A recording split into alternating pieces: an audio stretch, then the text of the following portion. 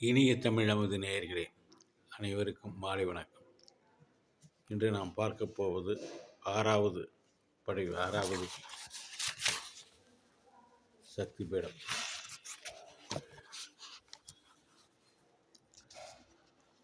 கன்னியாகுமரி பகவதி. கன்னியாகுமரி என்னும் இச்சக்தி பீடம் புண்ணிய பாரதத்தின் தென் எல்லையாக அமைந்து விளங்குகிறது. இந்த தலத்தில் தேவியின் பின்பாகம் விழுந்திருக்கிறது. எனவே இந்த தலம் விழுமிய சக்தி பீடமாக விளங்குகிறது.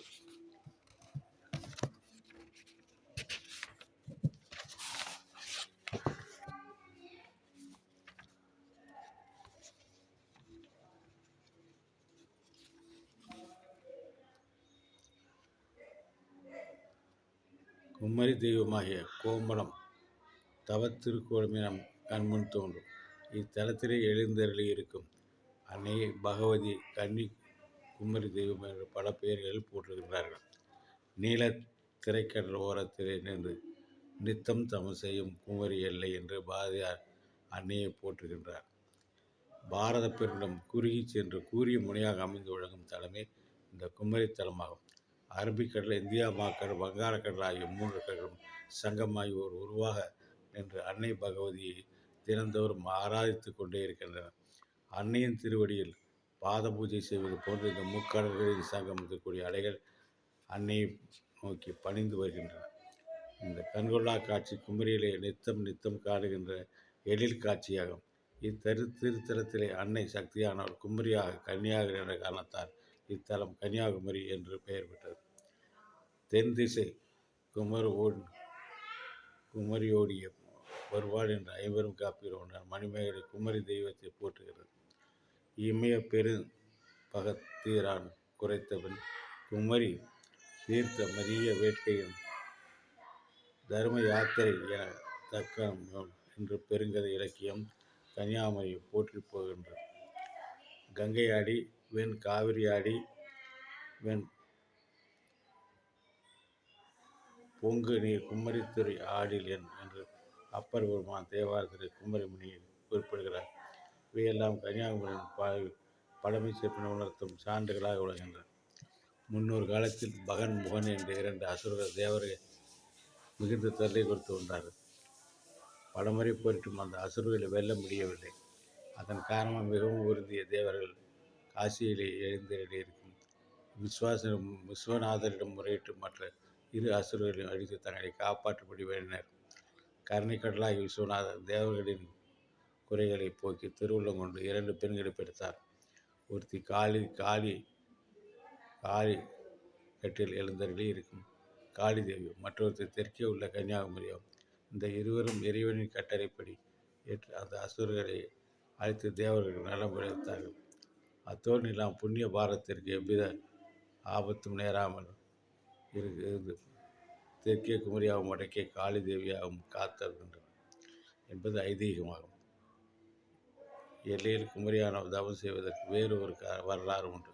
இந்த புண்ணிய பாரத பூமி ஆதி காலத்தில் ஆட்சி புரிந்த மன்னன் பரதனுக்கு 8 புதர்களும் ஒரு புதர் இருந்தார். தன்னுடைய வாரிசுகளாகிய விளங்கிய இந்த 9 பேர்களுக்கு பாரத நாட்டின்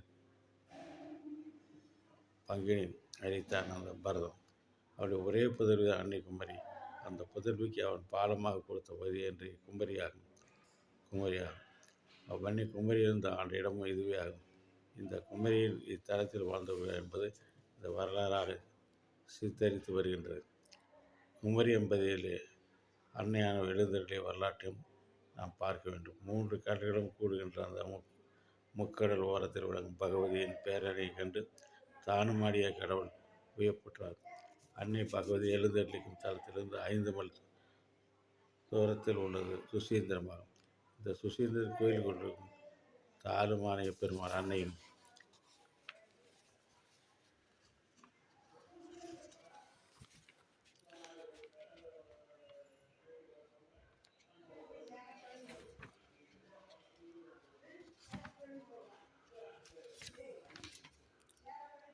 அன்னையின் பேரர்களை விருப்பம் கொண்டு மனம் செய்து கொள்ளவும் தீர்மானம் செய்தார். பகவதியின் மேல்தான் கொண்ட விருப்பத்தையும் அவளை மனமுடிக்க முடிவு செய்திருக்கும் விஷயத்தையும் அவர் தேவர்களிடம் எடுத்துரைத்தார். இறைவனின் திருமணம் நடந்தால் அன்னையின் தவம் நிறுத்தப்பட்டுவிடும், அசுரர்களை அழிக்க முடியாத நிலை உருவாகும். இது உணர்ந்த தேவர்கள் கவலை கொண்டால் இறைவனுடைய விருப்பத்திற்கு மாறாக கூறவும் அவர்களுக்கு மனம் இல்லை. இதனால் அவர்கள் மிகுந்த குழப்பமான நிலையிலே இருந்தார். சுசீந்திரத்தில் அமைந்துள்ள கன்னியம்பலம் என்ற இடத்திலே தேவர்கள் ஒன்று கூடி ஆலோசனை செய்தார்கள். அன்னையின் தவத்திற்கு எந்த தடையும் நிகழக்கூடாது, அதே சமயம் தானுமாறு எண்ணத்தை மறுத்துரைக்கக்கூடாது. இந்த இரு செயல்களும் சிவன் நிறைவேற்ற ஏதேனும் வழி கிடைக்குமா என்று தெரிவித்தார். இறுதியில் அவர் மூழ்கிக் கொண்டார். நாரத மகர்ஷி அளித்த ஆலோசனை கேட்டால் அனைவரும் நன்மை விடையும் என்ற ஒரு நம்பிக்கை கொண்டார். நாரதர் கழகம் செய்வதாக இருந்த போதிலும் அக்கழகத்தின் முடிவுகள் நன்மை வைக்கக்கூடியதாக இருக்கும் என்பது அறிந்த ஒன்றாகும். தர்மத்தை உத்தேசித்து செய்யப்படும் கழகங்கள் குற்றமில்லை. அதை உத்தேசித்து இறைவனுடைய ஒப்புதலை பெற்ற நாரதர் இது போன்ற கழகங்களில் ஈடுபட்டுள்ளார் என்பதை நாம் அறிய வேண்டும். ஞான பழத்தின் காரணமாக கணபதிக்கும் முருகனுக்கும் போட்டி உருவாக்கிய சரி முருகப்பெருமான் கோபித்துக் கொண்டு போக உலக இறைவன் நாரதரை கொண்டு திருவிளையாட நிறுத்தினார். அந்த கழகத்தின் முடிவாக எடுத்ததுதான் நாம் இன்றைக்கு வணங்கி வரும் பழனிமலை. அன்னையும் பிதாவும் அகிலத்திற்கு சமம் என்பதை அகிலரோகத்திற்கு அழுத்தம் திருத்தமாக ஆணைமுகம் தெரிவிக்க இந்த சம்பவம் ஒரு வாய்ப்பாக அமைந்தது. ஆகவே நாரதின் செயல்கள் அனைத்தும் நன்மையிலே முடியும் என்பதை தேவர்கள் சுசீந்திரத்துக்கு அவரை அழைத்தனர். நாரத மகரிஷி அன்னை பகவதி குமரிமணியிலே அசுரர்கள் அழிக்கும்படி தவம் ஏற்றி வருகிறார்.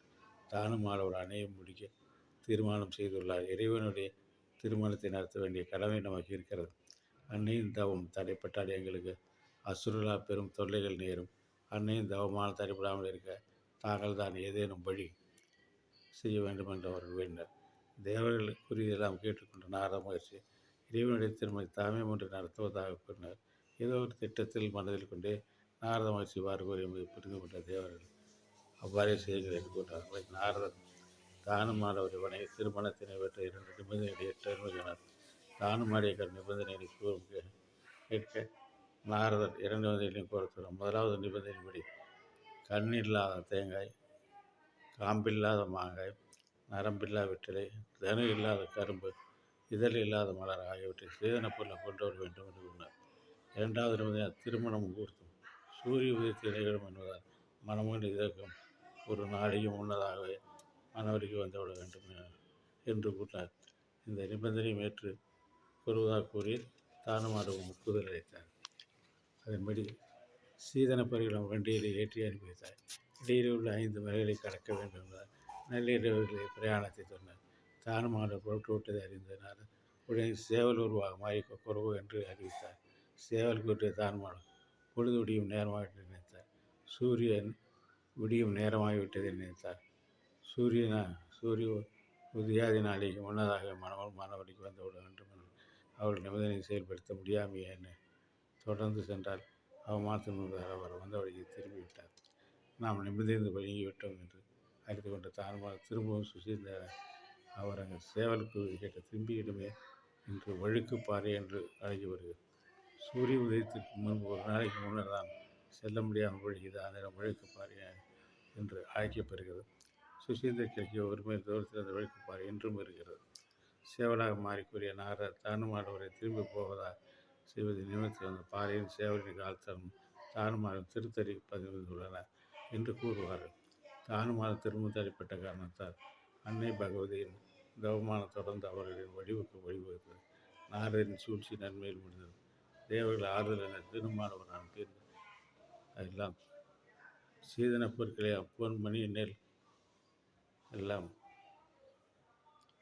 திரும்பவும் மனம் இடத்திற்கு வந்தது அல்லவா, அவற்றையெல்லாம் கடலில் வீசி எறிந்தார்கள். பகவதி தனக்கு நடக்கின்ற திருமணத்தை விட அசுரர்களை நடுவரை காக்கும் உறுதியாக அன்னை கவனம் செலுத்தது. அன்னையை ஏற்ற தீக்குடி தாட்சாயன் உடற்கூறு விழுந்த பதியான தாட்சாயன் வம்சமாக பகவதி என்ற பெயர் அவதரித்த குமரி அன்னையும் தீயவர்கள் அழிப்பதற்காக அவன் காரணமாக தான் அனுப்பப்பட்ட சீதன பொருட்கள் கடலில் அவள் வீசியிருந்தாள். அவை தன் கண் முன்னே இருந்தால் திருமணம் என்ற எண்ணம் திரும்பவும் மனதில் எழுக்கூடும் என்ற காரணத்தால் அவ்வாறு செய்தார்.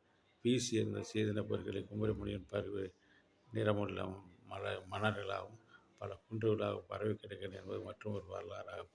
இதுவே அன்னை பகவதியான எல்லையில் தவக்கூடம் புன்று அன்னை குமரி தெய்வத்தின் திருக்கோயில் கடலோரமாக அமைந்துள்ளது. அன்னை கன்னியாகுமரி கிழக்கே நோக்கி நின்ற திருக்கோலத்தில் காட்சி தருகிறார். இலுப்பை பூ மாலை இத்தலத்தில் அணிந்து மற்றொரு திருக்கரத்தை தொடர் மீது வைத்து மற்றொரு திருக்கத்தை மீது வைத்து தவக்கோலா நாயகியார் அன்னை திருக்காட்சி தன் வலிமையால் மற்றும் தர்மத்தையும் நீதியையும் காக்க உணர்த்துவதாக இத்தலத்தில் திருக்காட்சியை தந்து கொண்டிருக்கிறார். இக்காட்சியின் திருமுடி வீச வழங்கும் கிரீடத்தில் பிறைமதி ஒளி வீசுபடி காட்சி காரடி அழிக்கும் வல்லமை தனக்கு உண்டு என்பதை குமரி அன்னை வாயிலாக அறிவித்தபடி இருக்கிறார். உயர்ந்த லட்சியம் ஒன்றுக்கு தவம் ஏற்றும் போது அளவில்லாத வலிமையில் அவர்களை வந்து சேர்கின்றனர். இரவியாக பார்வதி தேவியே குமரி அன்னை தவத்தில் இருக்கிறார் என்றால் அவர் வலிமைக்கு ஈடு இணை சொல்ல முடியுமா என்பதனை எண்ணி பார்த்திட வேண்டும். குரங்கு செங்கடல் குமரியும் பெருந்தொழி என்று மணிமேகலை குமரியை போற்றுகிறார். அதாவது சீதையை மீட்க இலங்கைக்கு சேது கட்டும் பணியான ஸ்ரீராமபிரான் தொடங்கிய போது சுக்ரீவன், அனுமன் மற்றும் வானரங்களின் உதவியுடன் சேது அமைக்கப்பட்டது. இதை நாம் அறிந்த ஒன்றாகும். அந்த சேதுவை இந்த கன்னி தீர்த்தத்திலே ஆரம்பமானதாக மணிமேகலை அறிவிக்கின்றது. இந்த கன்னி தீர்த்தமே சேதுவாகவும் கருதப்படுகிறது. இந்த இடத்தில் ஒரு விஷயத்தை சன்னதியை கார்வதை பார்க்க அநீதி அழிப்பதற்காக தவம் இருப்பவள் அன்னை குமரி. அந்த குமரியின் இருப்பிலிருந்து சேது கட்டும் பணி தொடங்கப்பட்டதாக வரலாறு. அதர்மனான ராவணனை அடிக்கும் பணிக்கு தொடக்க கூட்டுதலாக குமரிமணி நிகழ்கிறது.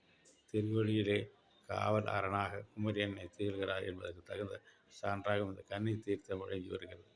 இந்த கன்னி தீர்த்தத்திலே நீராடி பிரமதி சூடி தவக்கோல திருக்காட்சி தரும் அன்னை பகவதி வேண்டியிருப்போர் வேண்டுவனற்றை எல்லாம் விரைவில் பெறுவார்கள். அன்னை கருணை அல்லல்படுவோரை அரவணைத்து காக்கும் வல்லம் என்றது ஆதிசக்தியின் கூறி புனிதத்தலத்தில்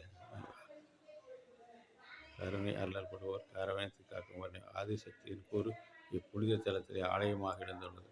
சக்தி பீடங்களிலே வரிசையில் நின்று அளப்பரிய சக்தி நமக்கு வாரி வழங்கும் குமரி எண்ணெய் விளங்குகிறார். அவள் பாதமலர் தொழுது போற்ற வேண்டியது நம்முடைய கடமையாகும். நன்றி, வணக்கம்.